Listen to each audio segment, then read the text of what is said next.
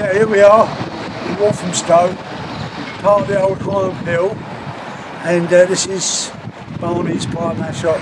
Exquisite, brilliant pie mash, and he's half related to me as well, so it makes it even better. It's got a bit of gypsy in it. We're in Walthamstow, a stone's throw from where I used to live, in somewhere called Garnet Way. Well, my brother had a butcher next door to this, had a butcher shop, and this was our little local shop. So there was a fag shop, sweet shop there, linen drapers, used to be a greengrocers and a butcher's, and on the end was like a proper grocer's shop. Yeah. And it was all that the only shops we really knew, you know, unless we went out to market, and then everywhere sort of turned into supermarkets. But that was the beginning of the supermarket. Yeah. So it was, I think it was called Pearls. And I remember going in there once and I nicked a tin of peaches out of there. So I got them home, I said, my brother Chrissy, go over and get the cream. So they cut for Chrissy. He wasn't as sharp as me, but they got him anyway. He chawed the tin of the first name of cream. And when they got him, he went, it was all fucking Charlie's fault. He said, he put me up to it. He had the peaches, he glassed me right up. And love his art, my Chris. Brilliant musician, my brother Chris. But he unfortunately, about 16 years ago, had a brain tumour. And it's rendered him sort of very, very disabled. He can't really speak. He's paralysed down one side. He's just sort of bedridden, or he's sitting in a wheelchair. It breaks my heart. But getting back to the roots, there's a shop up in Ironville Road, which is now Chinese takeaway. Yeah. And my dad, it was a pet shop. My dad had it. I was born there, as was one of my brother George, my older brother. We were born there, but our roots are from just down there's an old lane called Folly Lane. Okay. Where it was a gypsy encampment with all the old bow top wagons and all the, they call them ledge wagons, and they're all carved out and beautifully painted, and you know, it was a proper, and that was my granddad's yard with his brothers. My mum was sort of brought up there, but we're proper gypsies, not shit in a bucket, you know what I mean? Like people say, oh, I'm a gypsy, I live so. Well, it's like the old story, and if a dog's born in a stable, don't make him a fucking horse, does it? You know what I mean? It's as simple as that. But we were fortunate in as much as we got a council house just over the road there in Higham Hill Road, and started school there, but had a bit of a hard life at school because a lot of kids didn't want to sit next to you because you was a jippo or a pike or whatever, diddy-kai, whatever they like to call you, and you eat hedgehogs and all this bollocks. I never had an hedgehog in my life. I'll try one if someone's got one. I never had a hedgehog. But then I used to get bashed up regularly. And until I got to about 11-year-old, I dreaded school. I had school phobia because they'd wait on you, little gangs, and set about you, you know, and kick you. And 3 times in the junior school, I went in hospital with concussion, where they bashed my head, you know. So then we used to go away hot picking every year down to Kent to do the ops. You know, sometimes we stand to a bit of fruit, but it always made you 6 weeks late at school. So when I started the secondary modern school, excuse me, I would have been 11, but I'd missed 6 weeks of school. But I started doing a bit of boxing in the meanwhile, learned how to fight, because I thought, when I get to this school, I'm not going to have the bullies setting about me like they did, you know. Well, I'll say this much, I don't want to go into like silly shit and all that, but by the time I was 12, I was like the governor of the school. And all them boys that gave it to me, I tuned every one of them up. I really did. I mean, they all, if any watch this, they'll know it ain't bollocks. I absolutely white floor them, but I hate bullies and I hate piss takers. I never ever bullied no one in my life, and anybody knows me will tell you that. I've never been a drinker, so I don't get drunk and want to have a fight. And I've done the bit growing up. You went through little phases in your life but you get a bad name, and the worst thing in the world is to get a name because it's the gunfighter. When someone says, "Oh, he's a bit useful," then you'll get someone, even through piss, through booze, and he'll go, "Oh yeah, you can have a fight," and you've got to say, well, "Can't anybody?" And it develops where he's going to start digging you out, and you've got to go, yeah. Well, what you call it, and it goes then it goes wonky, and someone has to get fucking hurt. Yeah. But I've always been quite lucky. I can say this with all honesty, fellas. Since I was like 15-year-old, I never ever been beaten, and I mean that. Never beat. No one ever beat me on the cobbles. Nobody ever. And if they said they did, they're a fucking liar. I was, and I'm an old man now, so it makes no difference. Yeah. But your dad knows me. His brothers knew me. Everybody. I could knock them out like flies years ago, and that's because I'm strong. I'm not saying it's clever. Yeah. There's nothing fucking clever in it. Because fighting does this for you. When you fight and you have a tear up and you get a bad name, all your lovely mates and they get married by and invite you to their weddings. Fucking I leave him that. Parties, you don't get invited to parties because you've got that stigma. It just goes with you. It's like B.O. You know what I mean? They go, fuck him, there's a stink around him, don't want him. Yeah. And I never, ever in my life, ever set about anyone that didn't deserve it. Yeah. I obliged plenty of people. I never caused trouble. Yeah. I obliged them, all the so-called hard nuts. And I think, listen, I've always said, if someone said to me, describe yourself, without being big-headed, I say I'm a nice fella. Which I think I am. I've never been a bully. I've looked after, took shit off bullies, rather than give them a clump and someone say, "Oh, you took fucking liberty." So what would you say you pride yourself on? What? Do you know what? Being yourself. Yeah. Because if you can't be yourself, who can you be? You've got to be real. You know you ain't Superman. I never said for 1 minute, and don't take me wrong, I never said I could beat everybody. I just have never got beat. Yeah. There was loads of them out there probably could have wiped the floor with me, but they didn't. Yeah.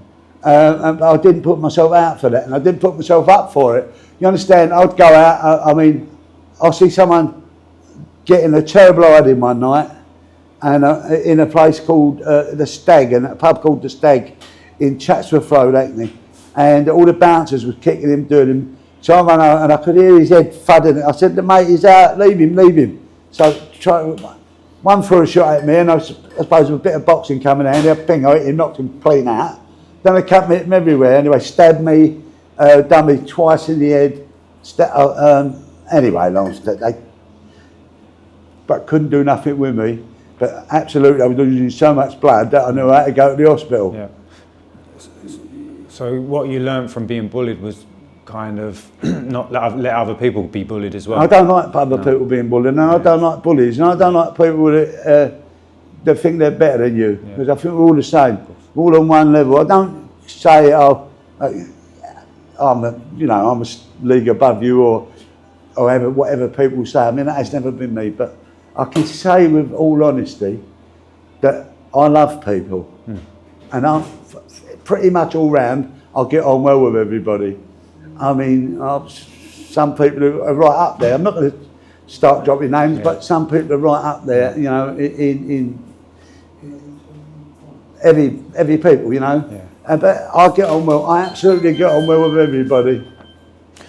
And do you think growing up, obviously in your generation, respect was one of the most important things? Sorry? Respect. Respect is it's always going to be, isn't it? Yeah. I always think that you have to give it to get it. You get nice to people, and I don't like when you talk to someone and they go like, look away, don't make eye contact. I fucking hate that. It's ignorance. You try to talk to someone, it's like, yeah, that's not right. If someone talks to you, look them in the eyes and talk back to them. I don't like all that because that means pig ignorant. To be honest with you, if I could live my life over again, I would do a lot of things a lot different. I'd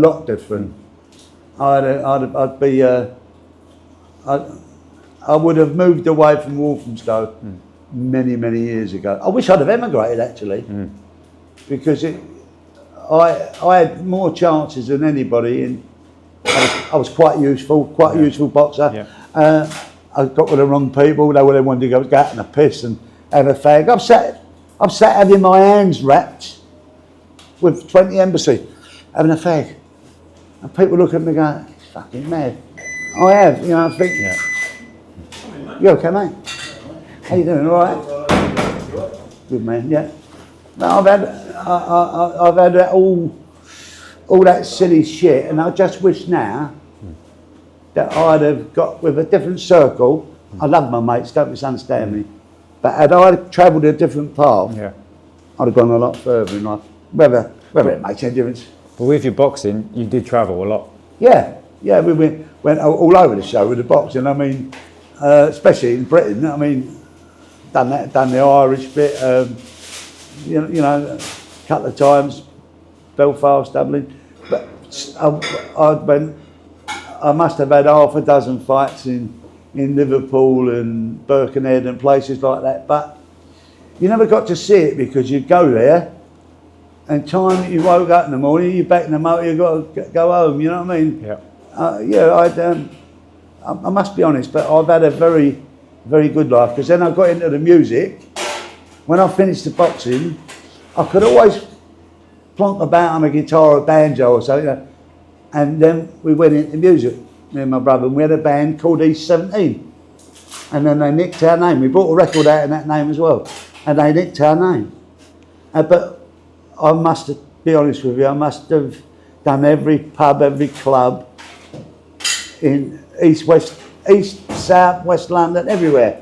We worked everywhere, you know, we really did. Down Clacton, what was that other place? Newmarket. Used to do the jockey club at Newmarket. And I had a good life, a fabulous life. But I wish I'd have started that younger, because at the finish you feel like, oh, what am I doing? So where did the music come from? Fuck if I know. Anyone teach you how to play guitar? My mum had a brother. Yeah. Who his name was Clifford, and he got killed when he was 29. He was a lorry driver, and he was over the River Lee. He used to have to deliver coal over there, and they'd extract the gas out of it, turn it into what they call coke, or coal light, if you like. But this particular journey he went on, he went round with his mate who'd been on the piss the night before. He said, "I can't do it today, Chris." He said, "Don't worry, I'll clock you anyway, don't worry about it." Well, he didn't have anybody to see him back in the motor, and he backed the motor into the water and smashed his head. He drowned in the cab of his motor. That was my mum's brother, and he was 29, but he was musical. So he taught you a bit. I suppose that's where I get the music from. Yeah. But yeah. And what about growing up? What was the first music you started listening to? Sorry? First bit of music you started hearing? First music, I think, was I loved things like the Drifters and the Beatles and the Eagles and that sort of music. But I love a bit of country music. We used to listen to a bit of country, like most old gyppos do. Yeah. But, a bit. Do you know what?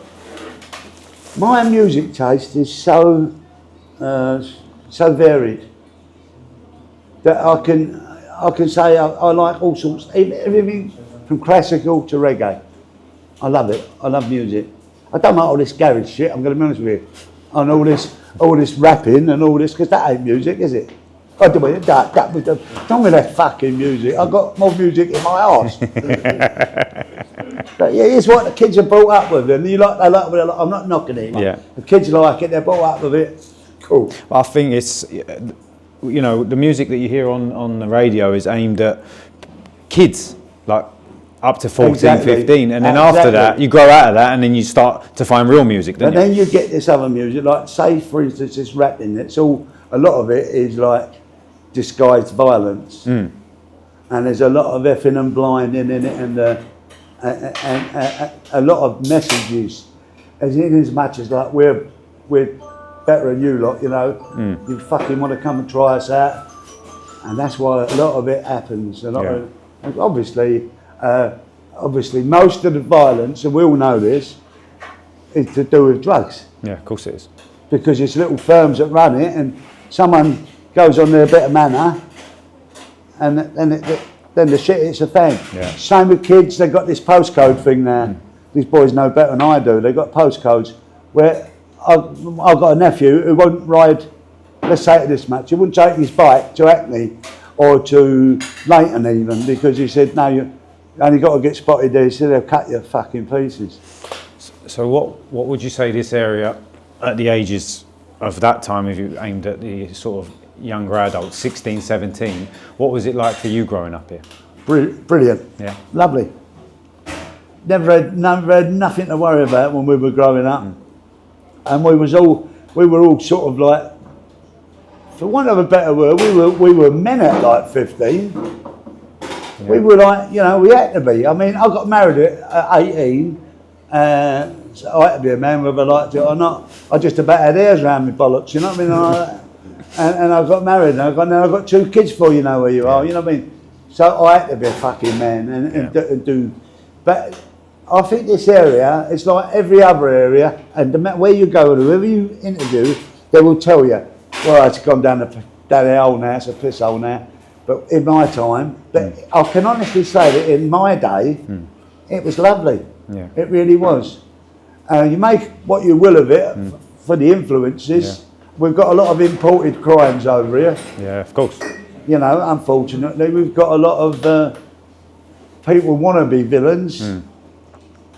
You've got a lot of wrong-uns. Yeah. You know, I just think that the world has just gone that way. I'm glad that, to be honest with you, my life's gone too quick for my liking. I'm 75 this year. But I wish, if I could go back and do it all again, I would. But I wouldn't want to be young today, in this modern day and age, because I don't think there's a lot going on now for kids. I really just don't think that it's. Yeah. I don't know. You've got to worry about your kids now. Yeah. We'd go out, Dave right and go over that park for hours, wouldn't we? Over the old wreck, go over there for hours and hours. Yeah. Stay there. Mother never had to worry about us. Yeah. Take today. Kids go out and get stabbed. 15-year-old boys get shot. Yeah. Little kids get raped. We're lucky. We never had all that shit. You know, and so I can honestly say that, yeah, times were better. Yeah. So a lot better. Yeah. You know, you go out, you're always going to get your pests, no matter where you go. I'll give you for instance, I was out with your granddad, well, I wasn't with him. I went to get my speakers from the pub. Now, when I got in the pub in Wood Street, I think it's the White Swan, your dad and your granddad, Dave, and all that, were out there on the piss. They'd been on this homemade wine, and that was all laughing, all enjoying themselves. And one particular bloke with them who was can I say the word? So what he you was want? a cunt, right? Yeah. That's what he was. Yeah. And he's a violent. He bashed his old woman up, and he hit Lomax with a fucking ashtray or something, wasn't it? Long story short, Dad said to me, "Do you want a drink? We're just getting our speakers down." So I said, "No, thanks, Dave." I said, "I want to get home." I said, "There's a fight on the telly," and this geezer went, "Can you fight, you big cunt?" So I said, "I can make it off a cunt like you." Anyway, one thing led to another. I finished up, ironed him out properly. I mean, so much so they thought he was going to die. But there's nothing clever in it, because he was that. Yeah. There's nothing clever in it. What I'm trying to say is, no matter what age it is and where you are, you're always going to get your pests. Of course. Piss heads, people can't handle the booze. If you had we had a party in Buckingham Palace, guarantee you're going to get a fucking nuisance in there. I guarantee you. Yeah. It's true. You know what I mean? True. Because it's just nature. Yeah. Some people can hold drink, some can't. Yeah. I forgot the amount of times, and I'm not going to get on to fighting, but I could have forgot. Even when I was playing in the band, I had a guy come at me one night, he went, play I'm Forever Blowing Bubbles, cunt. Just like that. I went, what are you calling a cunt? So he went, You bit fuck. And so I threw the guitar up my neck. I loved the old Fender, worth a right few quid. I threw it off my neck. Boing. I dived up stage, it knocked him clean out. And, you know, but because I was a singer and playing guitar, I was stereotyped, you know. He's only a fucking idiot, he's a plum. But I'm not. And I mean, I proved it so many times, but I don't really want to get that in an interview. I'm just saying, our life, my life's been very diverse. I've looked at, you know, done all sorts and looked after a lot of people, been shit on by a lot of people. Helped a lot of people in all sorts of ways. Money, fought their battles for them, done all sorts of things. Honest to God, if I had a mind to do it, I could sit and I could write 3 books, not one. I mean, when I did the Britain's Toughest Pubs, I said so much of that I wish I'd never said. But it was a lesson to me. I thought, why did I say that? I'm not a villain, but I'll tell you this much. I will say this much in all fairness. I've not got an enemy in the world. I'm pleased to say that I'm quite well liked. Them that don't like me don't tell me anyway, but I'm quite well liked and respected, and that's all you can ask for out of life. Yeah. You know, I had a rough upbringing in as much as my childhood schooling, but I had a very loving upbringing. I had the best mum and dad. There's 7 of us kids, but I had the best mum and dad, most loving parents God put on the earth. You know, I really did. And with the travelling community, are you still connected with a lot of people? Yeah, I did travel for a while. Me and my wife, I lived in the trailer for about 4 years. See you later, bro. For about 4 or 5 years, and I must be honest, I met some lovely people. You know, you always, like, once again, you're always going to meet the leery ones, because, you know, listen, if you know travelling people, like, I am a proper gypsy boy, but if you know them like I do, you know they're always going to be better at everything than anybody. And they will show you, know, even if it comes to singing a song, or, you know, or tap dancing, or whatever you want to call it, they're the best at. And then you'll get the few that are a bit nasty. They have a drink and they go, start digging you out, and but I guess it's the worldwide. But I must be honest, most of the travelling people that I know, I love, I get on well with, to this day, you know, and nothing really bad to say about any of them, you know. All people that, years ago when I was in a trailer, I was on the run, so they helped me big time, you know. Yeah. So there's nothing, I enjoyed the whole travelling bit. I enjoyed it was an adventure. You know what I mean? It's like when you go abroad, or it's an adventure, and that's how it was. New experience. Yeah, great experience. Yeah. And I suppose I was in it for 3 or 4 years in the trailer, and I pulled it everywhere. I had an old J-type lorry or a TK, and I'd pull it all over the show. You know, the motor, the trailer, it was called an Eccles at the time. But it was all a learning experience, and you know, I remember pulling the trailer one day, and it started to whip. You could only go to a certain speed, or you either got to drive through that. I was fucking terrified. It was like that, you know. And but you know, I would do that again. I would do all that again. Well, I think even my generation now, there's a lot of people building campers and doing similar stuff. It's no, you know, it's a modernised version, and people now want to travel like that, and because they're sick of living in big cities, paying big prices. You know what it is, bruv? Freedom. Freedom, yeah. Freedom. It's just, you know, it's non-conformist for a kick-off. Like, you go like, fuck it all, I'm going to do what I want to do.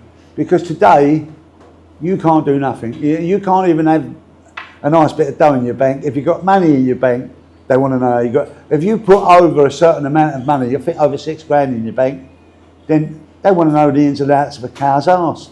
You know, it's this country today. You want to know about Big Brother. This is Big Brother. There's more cameras over it than anywhere in the fucking world, in Hollywood. You know what I mean? Everywhere you go, you're smudged everywhere.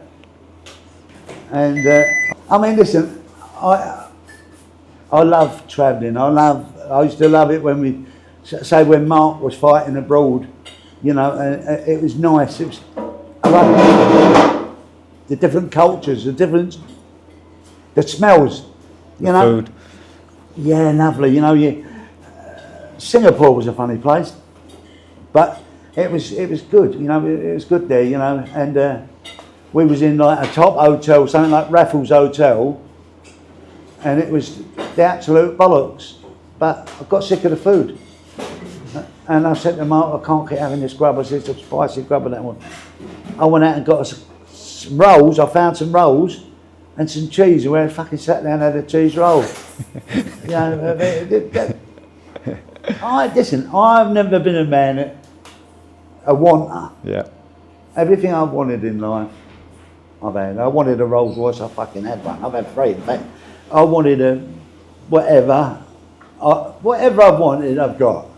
I've gone out and got, you know, and that's just my little rewards for me. You got what I mean? I've done lots of other people, and I've done lots of bad things, but I ain't going to mention them. You know, I've done naughty things, but nothing as much as hurting anybody, not things like that. And I've never in my life done my own. You know what I mean by that? I've never sort of taken anything off of anybody that couldn't. People Where did their morals come from? Is that from your family? Where did their morals come from? Yeah, my dad had morals. Yeah. My mum was. My mum had seen. We just tramps that time of day. Called them tramps. And if one went past our house, my mum said, "Stop him." She'd give him a couple of bob, some sandwiches, and a milk bottle full of tea. And that's the sort of people it was. I had a touch one day, and I had I don't say how much, but I say telephone numbers. We had a debt to pick up, and I went and I got this money, and I'll just tell you now that I don't really do wrong by saying this, but it was a hell of a lot of money, and I'm going to leave it to your imagination. But when we got out of there, I see a geezer selling a Big Issue. You know, the charity, newspapers for charity, yeah. Yeah, I swear to you, I took four £50 notes. I went up to him, I put it in his hand. I said, "Don't want the Big Issue." I said, "I want you to go and get yourself something to eat, get yourself a bit of clothing." He went, "Is it real?"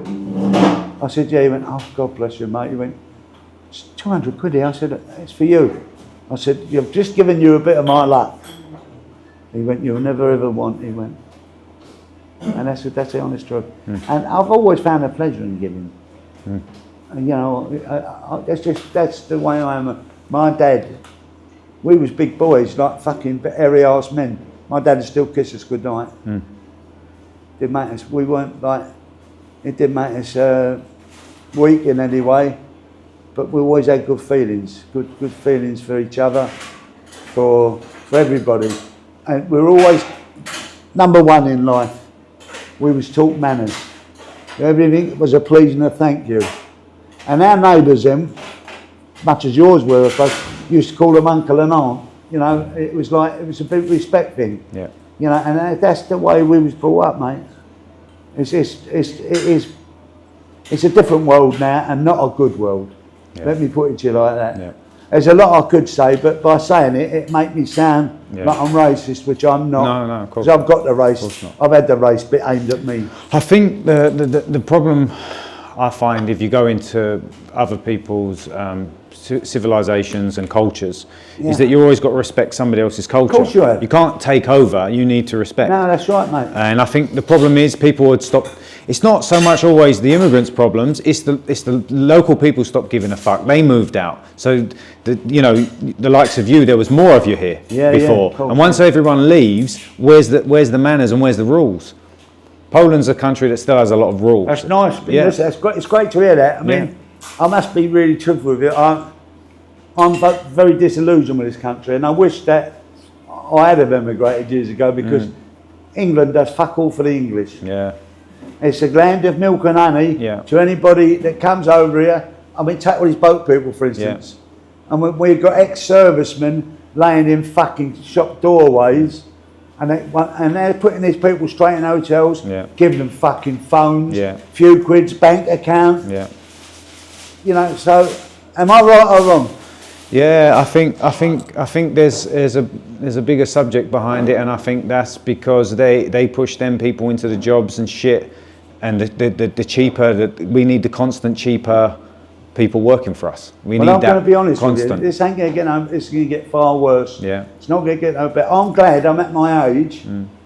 At least I've got a house there which is bought and paid for. I ain't got no worries about nothing. Thank God I'm not in any debt. I don't owe anybody fuck all. I know that I can die and shut my eyes, you know, with a peace of mind. I feel for my kids and my great grandkids and my grandchildren and my great grandchildren. They're the ones that's going to take all this. I think your generation, especially how my dad brought me up, was if you even owed someone £5, you couldn't sleep at night. You know what I mean? You had to get that money back. It was There's a little bit of honour, isn't there? You've got to have, if you ain't got no, you've got nothing, mate. If you ain't got honour, you ain't got anything. You know, like they can take away anything from you. Can't take your memories. Can't take your pride, and you know. But you know, that's the same thing. If you compare crime to when you grew up to crime now, people had morals even with crime then. Yeah, you didn't take liberties in certain ways. Well, they did and they didn't. To be honest with you, you've always.